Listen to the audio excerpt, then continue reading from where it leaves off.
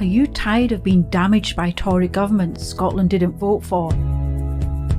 Do you believe that Scotland should be choosing its own path in the future?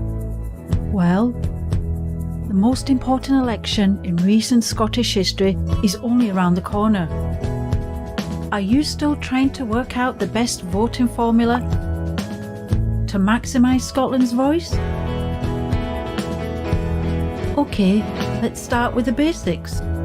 The SNP must achieve an outright majority in order to make the case that a referendum on Scotland's future is the unquestionable will of the people of Scotland. Faith votes SNP it is then? Simples. Not exactly. You see, Scotland's parliamentary elections use the D'Hondt voting system. The what? The D'Hondt voting system. Victor Joseph D'Hondt was a Belgian mathematician who developed a means to achieve proportional representation. His system is used throughout the world and in the most part is viewed to be a fair voting system. However, it's a somewhat different story in Scotland. Here it was chosen in order to prevent any party achieving a majority, and more specifically ever raising the Constitution question. But you don't need to spend hours and hours trying to make sense of it all. You can relax, grab yourself a hot drink, and let us take you through the details.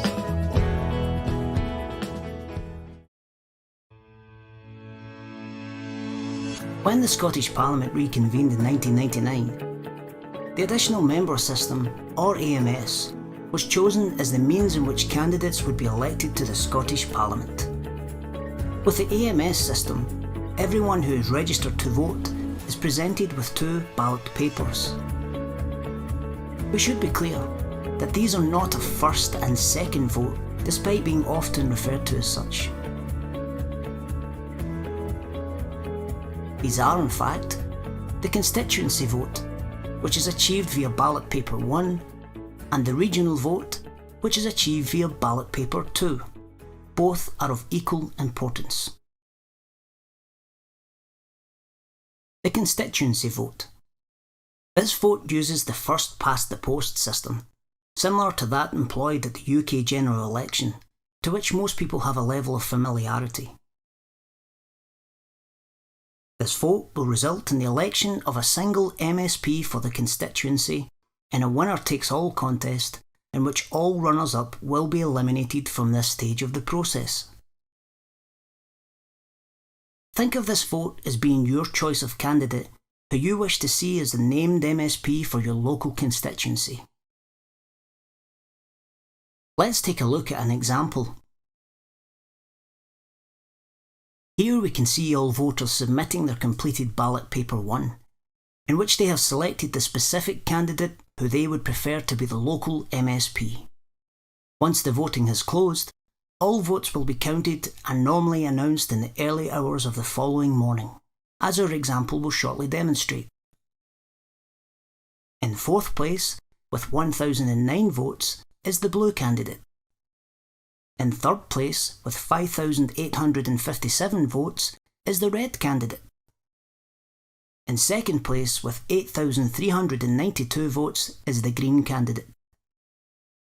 And in 1st place, with 19,371 votes, is the yellow candidate, who is, of course, the winner. There is no prize for runners-up in this vote. As such, all other candidates are eliminated from the contest, although we should state that some candidates may also be standing in the regional vote. The winning candidate is elected to the Scottish Parliament as the MSP for this constituency. There are 73 constituencies in Scotland, therefore 73 MSPs will be elected through this particular method.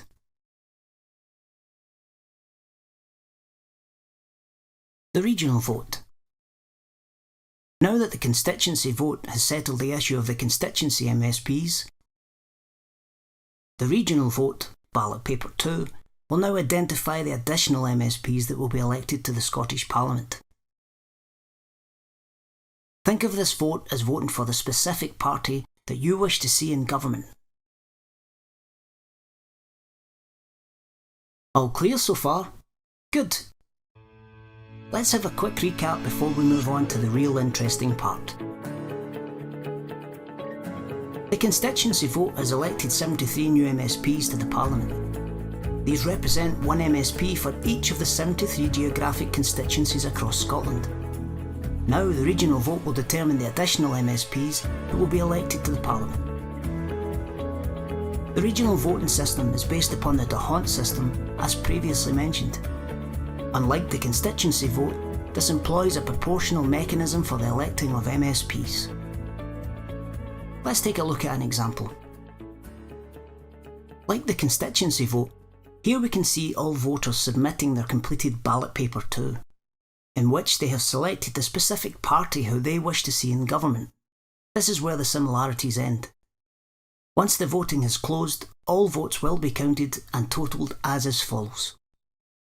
Here we can see the Green Party have obtained 12,722 votes.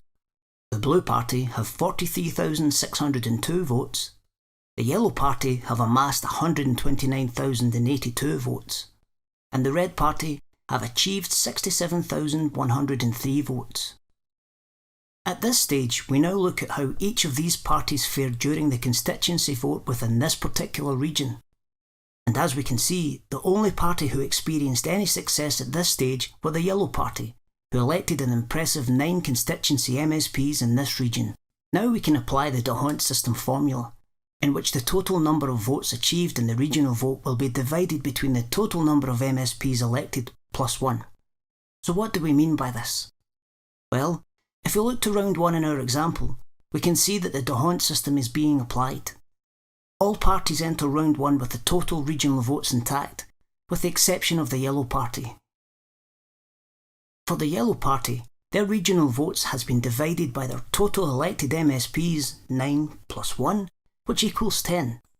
Therefore, their massive total of 129,082 has been reduced to 12,908 votes. This means that in round 1 of the regional vote, the party with the highest number of votes is the Red Party with 67,103. Therefore, the Red Party wins round 1 and elects their first regional MSP. We now move on to round 2. Here we can see that when the d'Hondt formula is applied, all parties' totals from the previous round remain intact, with the exclusion of the Red Party. Because they successfully elected an MSP in the first round, their total votes have now been divided by the one elected MSP plus 1, which now totals 33,552. Because of this, the party now with the highest number of votes is the Blue Party with 43,602 votes. Therefore, the Blue Party wins round 2 and elects their first regional MSP. Moving on to round 3 of this regional vote. Here we can see that when the d'Hondt formula is applied, all parties' total votes from the previous round remain intact with the exclusion of the Blue Party. Because they successfully elected an MSP in the previous round, their total votes have now been divided by the one elected MSP plus 1, which takes their total to 21,801. Because of this, the party now with the highest number of votes is the Red Party with 33,552. Therefore, the Red Party wins round 3 and elects their second regional MSP. This approach is now repeated in round 4 of the regional vote. Here we can see that when the d'Hondt formula is applied, all parties' total votes from the previous round remain intact with the exclusion of the Red Party. Because they successfully elected an additional MSP in the previous round, their total votes have now been divided by the 2 elected MSPs plus 1, which takes their total to 22,368. Even though they have had their votes reduced, they are still the party with the highest number of votes. Therefore, the Red Party wins round 4 and elects their third regional MSP.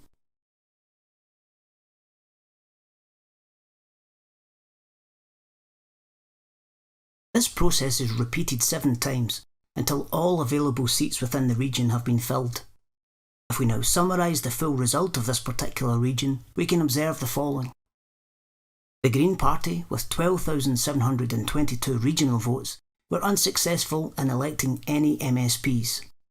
The Blue Party, with 43,602 votes, were able to elect 3 MSPs from the regional vote. And the Red Party, with 67,103 votes from the regional vote, were able to elect 4 MSPs. However, the party with a considerable majority, the Yellow Party, were unable to elect a single regional MSP from the 129,082 votes. In fact, all of the regional votes cast for the Yellow and Green parties were in effect discarded. As crazy as this example appears to be, this was not some random mash of numbers. This was exactly what happened in the Central Scotland region in the 2016 election. Furthermore, this wasn't one odd region in isolation, for if we look at the total regional results across Scotland from 2016, we can see that the Green Party elected 6 regional MSPs from 150,000 votes. The Conservatives elected an impressive 24 MSPs from 524,000 regional votes.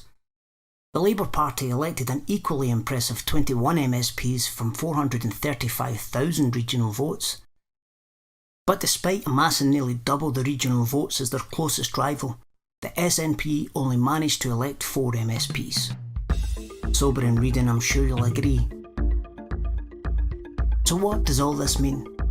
Well, the Scottish voting system was designed to prevent any party from obtaining a governing majority. A perfect storm of circumstance allowed the SNP to achieve an unlikely majority in 2011.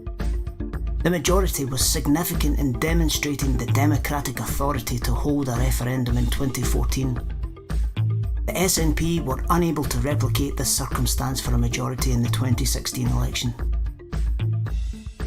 So what happened to the SNP in 2016? Well, the SNP done very well in the constituency vote, which diminished the regional vote. Many SNP voters just didn't bother to vote, possibly due to strong polling in the run-up to the election.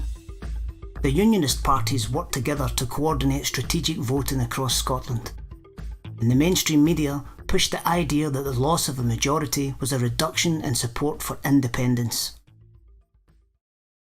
Okay, so what about 2021? Well, the SNP must achieve a governing majority in May. Anything less will significantly delay another referendum on independence.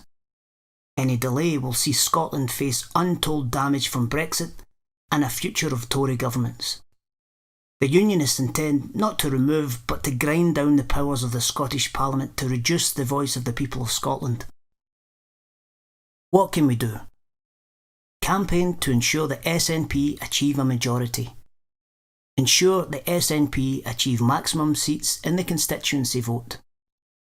Get as many pro-independence candidates into the Scottish Parliament through the regional vote. And of course, limit the number of Unionist MSPs within the Scottish Parliament. How do we go about it? Well, we need to focus on targets. Our number one target and primary goal is to ensure that the SNP achieve an outright majority for government. Failure to achieve this will effectively take independence off the table for the foreseeable. Our secondary target is to get as many pro-independence candidates into the Scottish Parliament through the regional vote. How do we achieve these targets?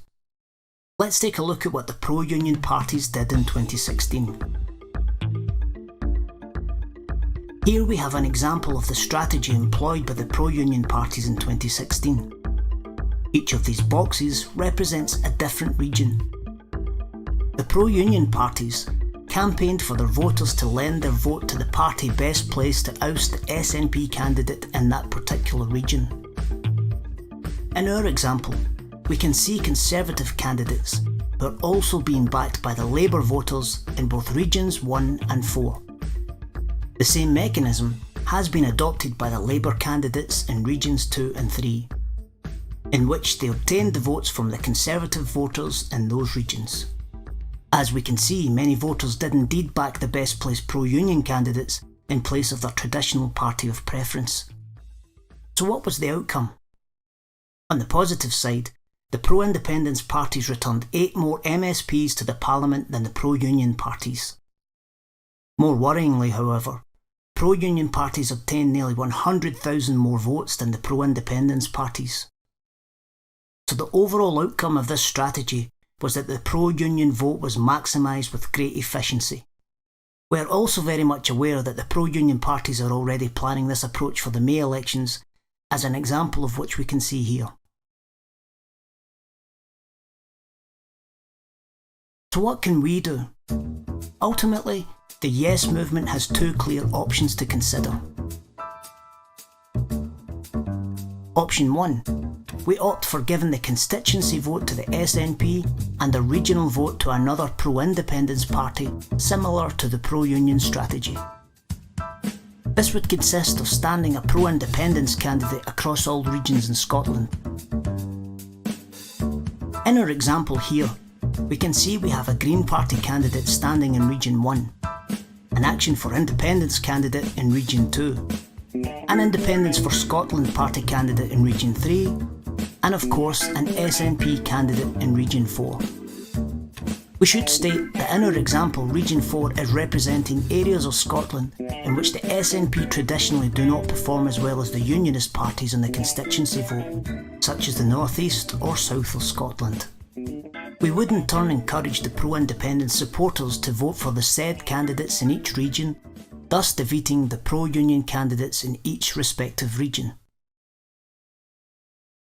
So let's discuss the positives around option 1. The first item to note is that this option would be preferred only in areas in which the SNP look likely to be very successful in the constituency vote.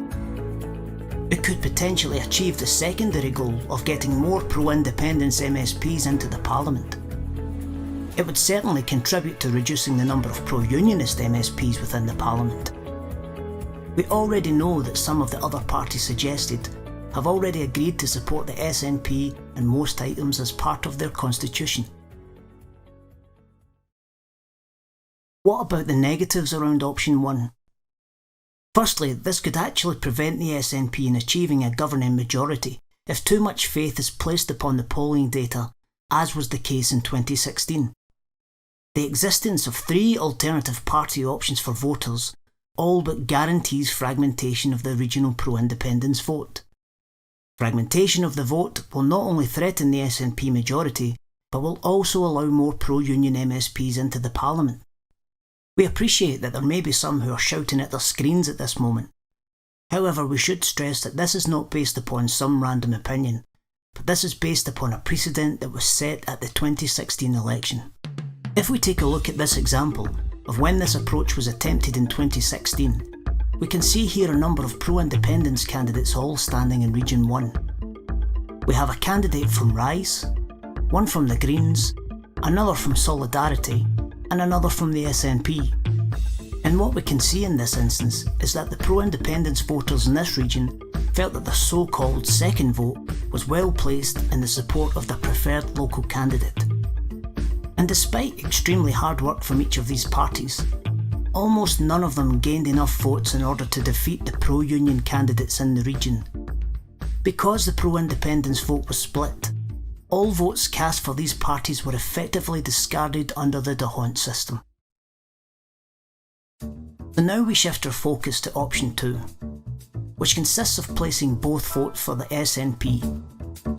Unlike our proposed option 1, here we would be encouraging all pro-independence voters to back the SNP candidate at the regional vote as well as the constituency vote. So if we again cast our attention to Region 4 in our example, this is again representing a region in which the SNP do not traditionally perform as well as the Unionist parties, such as the North East or the South of Scotland. As such, both options would promote both votes SNP in these regions. Now once the regional votes are cast, we can see that the SNP candidates have received mixed results. They have been able to successfully elect a candidate in both Regions 2 and 4, however they have been defeated by the pro-union candidates in Regions 1 and 3. We also know that the SNP gained more than double the amount of votes than the rival candidates in both Regions 1 and 3, but were unable to capitalise on this due to their strong performance in the constituency vote within these regions. This was a very similar story in Region 2. However, in this instance, the SNP were able to successfully elect a candidate with the tightest 2% margin. This was directly due to voters in this region avoiding the potential fragmentation of their votes. Let's now discuss the positives around option 2. The first item to note is that this would be the only option in areas where there is a strong unionist vote, again drawing our attention to both the North East and the South of Scotland. Firstly, this could achieve the primary target of getting an SNP majority required for Indy Ref 2. We could ensure significant pressure on the SNP to deliver a referendum in the early part of their term. It also increase the pressure on Westminster Government with regards to the Section 30 powers. What negatives does option 2 bring? Well, it would most likely result in the continued significant number of pro-union MSPs into the Scottish Parliament. Even with an SNP majority, a high number of regional votes will be effectively discarded. And it would be still very difficult to prevent fragmentation of the regional vote.